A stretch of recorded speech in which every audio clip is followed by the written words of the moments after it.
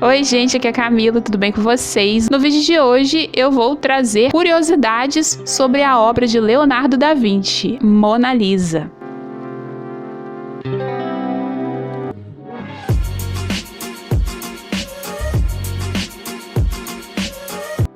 Mas antes de começar o vídeo, já quero pedir para vocês curtirem, se inscreverem no canal se ainda não forem inscritos, também acionar o sino das notificações, porque toda vez que sair um vídeo novo, vocês vão receber notificação e não vão perder mais nenhum vídeo. E enquanto eu vou falar sobre as curiosidades da obra, eu também vou estar mostrando a pintura que eu fiz no meu estilo. Eu recriei a Mona Lisa, pintei com guache, e eu vou deixar a lista de todos os materiais que eu usei aí na descrição com os links também. Então, bora pro vídeo. A Mona Lisa é um óleo sobre madeira que foi pintado pelo renascentista Leonardo da Vinci entre os anos de 1503 e 1506. O quadro mede 77 centímetros por 53 centímetros e retrata uma mulher misteriosa e que se tornou a obra de arte mais famosa do mundo. Leonardo da Vinci, ele era um pintor da época do Renascimento, que era um movimento cultural, artístico, intelectual da época que foi marcada pela transição da Idade Média para a Idade Moderna e também do feudalismo para o capitalismo. Nessa fase,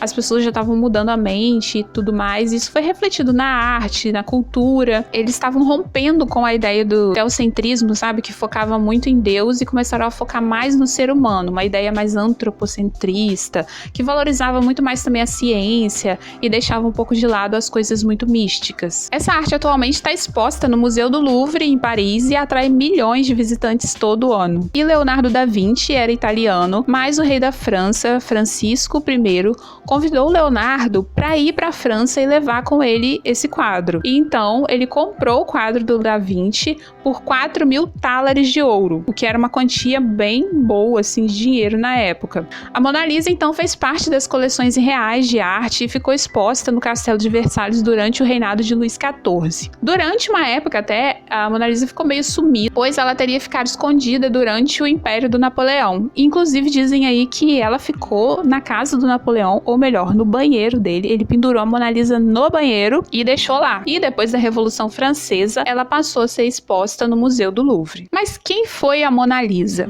Bom, Mona significa senhora, Madonna, e Lisa seria o nome dessa pessoa, dessa mulher. Mas ela também pode ser conhecida como Gioconda. Uma hipótese é que ela era Lisa Giocondo, esposa de Francesco Giocondo, que era um cara bem importante lá da sociedade de Florença na época, e daí que veio o nome Gioconda, né, que é tipo o feminino de Giocondo, ou então a mulher de Giocondo. Se você observar bem, parece que a Mona Lisa tem um véu no cabelo, e esse véu era muito utilizado por mulheres na época que estavam grávidas ou então eram recém-paridas. E uma teoria é de que o Giocondo tenha encomendado essa obra de arte aí para o Leonardo da Vinci para celebrar o momento ali que ela poderia ter recém-parido. Outra hipótese é de que a Mona Lisa, na verdade, era o Leonardo da Vinci, sim, que ele teria pintado ele mesmo, só que numa versão feminina. Isso porque o retrato da Mona Lisa tem algumas semelhanças com o autorretrato do Da Vinci, mas essa semelhança ela pode ser explicada simplesmente por um estilo de pintura do cara. É normal que os artistas tenham um estilo de pintura, tenham um traço e façam vários desenhos ou pinturas, tem ali fisionomias parecidas entre si e inclusive parecidas com o próprio artista. E eu vou deixar aí para vocês uma imagem que mostra, né, a relação aí do autorretrato do Leonardo da Vinci com a pintura da Mona Lisa. Eu achei um pouco forçação de barra, mas o que vocês acharam? Será mesmo que ele quis pintar uma versão feminina dele mesmo? Deixa aí pra mim nos comentários o que vocês acham. E essa obra se tornou muito conhecida pelo grande público depois do roubo dela em 1911. Sim, a Mona Lisa já foi roubada. Até então ela era conhecida apenas no meio artístico, ou então por pessoas que admiravam a arte, conheciam um pouco de arte. Tanto que na época a Mona Lisa não ocupava um lugar de destaque no Louvre. O roubo aconteceu em uma segunda-feira, quando o museu estava fechado para visitação e estavam apenas ali as pessoas que trabalhavam com a manutenção, com a limpeza. Foi então que o pintor de parede, o Vincenzo Perugia, retirou a obra da moldura e deixou o museu ali sem ser notado. Eles só foram dar falta da Mona Lisa no dia seguinte. Mas só que aí passaram 2 anos até que eles foram descobrir o paradeiro do Perugia e localizaram ele lá no norte da Itália, tentando vender a obra de arte. Pilantra ele, né? Aí ele confessou o crime, se justificou, dizendo que a causa do roubo, na verdade, era uma causa patriota. Porque, olha só, ele era italiano, Perugia. Então, ele roubou a Mona Lisa com a desculpa de que ele estava levando de volta para o país dele, a Itália, porque, na verdade, os franceses teriam roubado a Mona Lisa da Itália. Mas, como eu já falei aqui antes no vídeo, na verdade, o Leonardo da Vinci vendeu o quadro para o rei da França. Então, esse cara, além de tudo, ele era desinformado. Depois disso, a Mona Lisa passou a ser bem vigiada e esse rolê todo só ajudou a aumentar a popularidade da obra do Leonardo da Vinci, o que foi muito bom para o museu. E aí muitas pessoas começaram a especular em cima da Mona Lisa, analisar a fisionomia dela, analisar a pintura, ver todos os detalhes. Daí começou toda essa teoria sobre o sorriso da Mona Lisa. Você já ouviu falar sobre isso? Sobre o sorriso misterioso que a Mona Lisa tem? Pois bem, 2 médicos franceses na época analisaram o sorriso dela e consideraram ele doentio, pois, segundo eles, a mulher teria sofrido uma atrofia muscular. Gente, meu Deus. Outros falam que ela teria uma paralisia facial. Gente, onde que eles conseguiram ver isso? Eu acho o sorriso dela normal, não acho que é de uma coisa doentia ou de que ela tenha alguma paralisia facial. Até Freud entrou nesse debate e interpretou o sorriso da pintura como sendo o da mãe do Da Vinci. Ou seja, ele interpretou ali que o sorriso, na verdade, remetia ao sorriso da mãe do Leonardo, que já tinha sido falecida, inclusive. E a Mona Lisa também não tem sobrancelha, né? Então, isso pode ser devido ao fato de que as mulheres naquela época também raspavam as sobrancelhas. Fazer sobrancelha pra quê? Se você pode raspar tudo, né? Muito mais prático. Acredita-se que a paisagem do fundo seja a paisagem da Toscana, na Itália, e o Leonardo pintou essa paisagem usando uma técnica de esfumado mesmo, pra dar um ar de que tá o fundo desfocado, e isso passa essa sensação mesmo de que o fundo tá mais distante para quem olha a imagem. Agora eu vou falar um pouco sobre aí a minha pintura que eu fiz da Mona Lisa, no meu estilo. Eu fiz essa pintura usando guache e inclusive eu vou deixar aí linkado para vocês a playlist de guache. Então, para os amantes de guache nesse canal, ninguém vai passar vontade. Tem muito vídeo. No começo eu usava muito guache da Acrylex, que é um guache mais baratinho.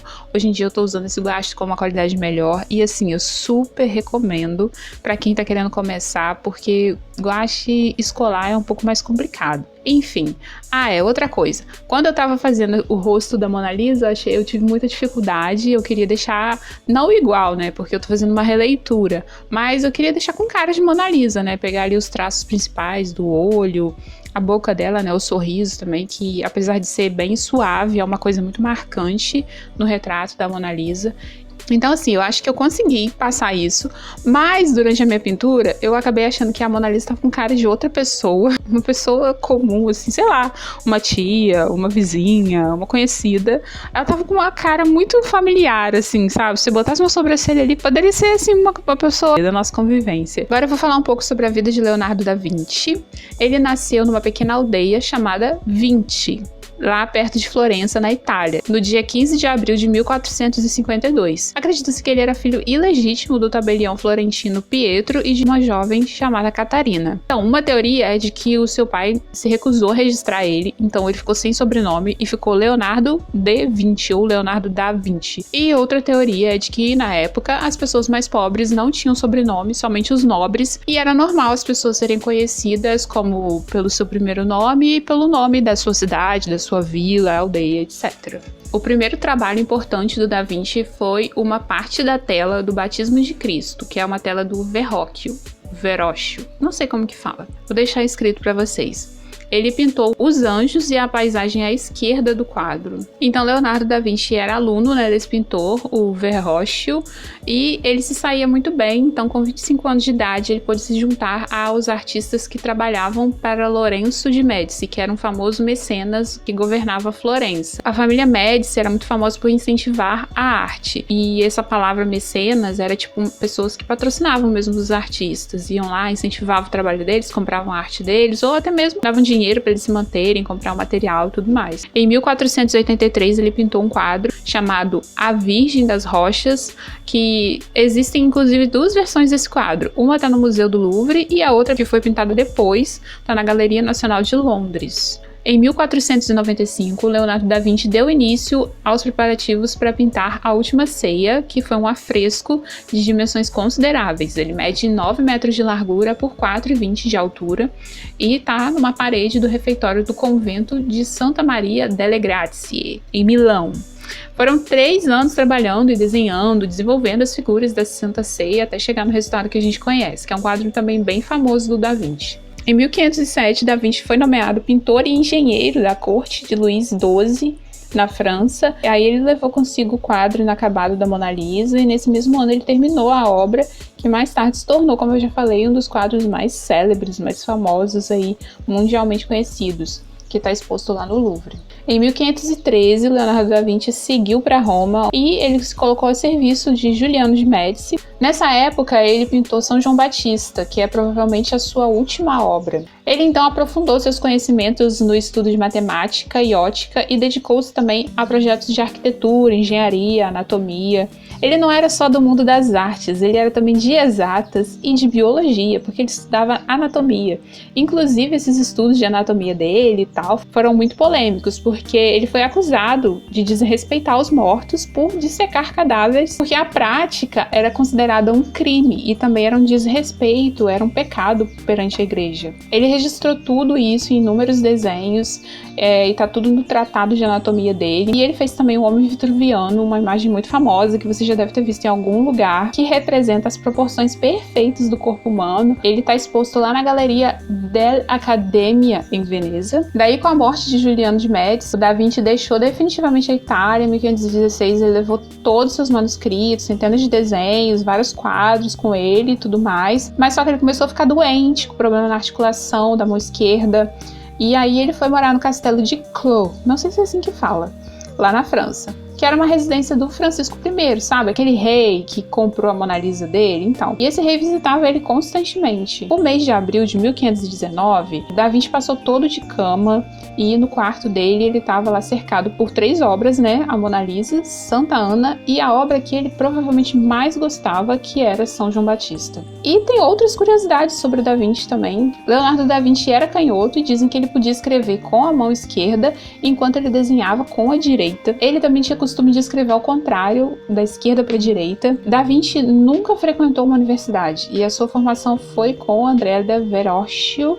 Leonardo não comia carne, ou seja, vegetariano, e costumava comprar pássaros enjaulados para soltar na natureza. Gente, ele tinha um coração bom. O primeiro projeto de bicicleta foi feito por Leonardo da Vinci. Gente, incrível, né? Inclusive, ele tinha outros experimentos, outras anotações que ele fazia, que tinha lá uns protótipos de avião, de helicóptero. Muito inteligente, cara. Leonardo da Vinci faleceu no castelo de Clos, na França, no dia 2 de maio de 1519, e foi sepultado no convento da igreja de São Florentin, em Amboise. Esse foi o resultado da minha pintura, da minha Mona Lisa, né, no meu estilo, aí pintei com guache. Me diz aí no comentário o que vocês acharam da pintura, se vocês gostaram também de saber mais curiosidades aí por trás, né, dessa obra de arte super famosa, e também algumas curiosidades da vida do Da Vinci. Eu espero que vocês tenham gostado do vídeo, me deem sugestões dos próximos vídeos de curiosidade aí nos comentários, e é isso, gente. Beijos e até o próximo vídeo, tchau!